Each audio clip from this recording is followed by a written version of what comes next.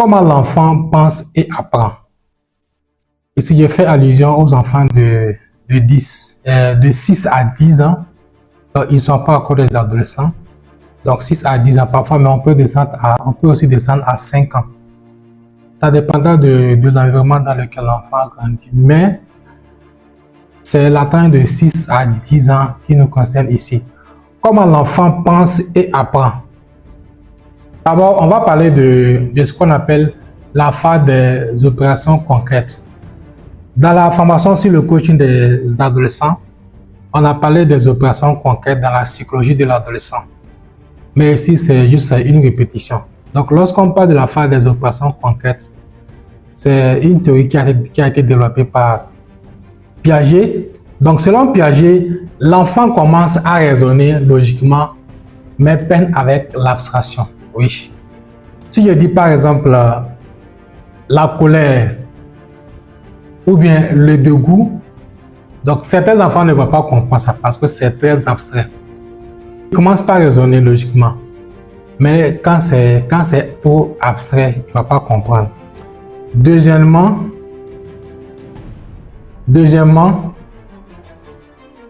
l'enfant a une capacité de concentration limitée et c'est environ 20 à 30 minutes d'attention soutenue.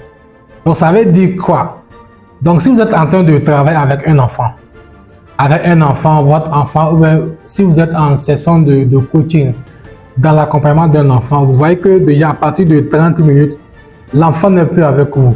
Voilà pourquoi le coaching des enfants est encore plus court par rapport au coaching des adolescents. Les ados, on peut aller jusqu'à 45 minutes. Quand c'est trop, aller c'est 1 heure. Mais pour les enfants, après 30 minutes de coaching, faites un effort pour arrêter. Et quand c'est trop, aller c'est 45 minutes. Mais faites un effort pour rester dans les 30 minutes. Parce qu'après les 30 minutes de jeu là, l'enfant n'est plus avec vous.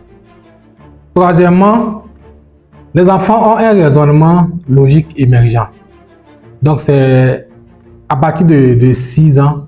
Donc 6 ans, ils commencent par comprendre les règles. Ils vont commencer par comprendre les règles. On ne fait pas ça, on ne doit pas jeter ça dehors, on ne doit pas insulter, on ne doit pas laisser des plats au hasard dans la chambre.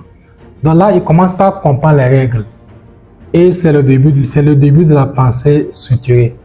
Et enfin, les enfants sont sensibles aux explications imagées. Donc, ils ont besoin d'exemples concrets et de visuels. Ils ont besoin d'exemples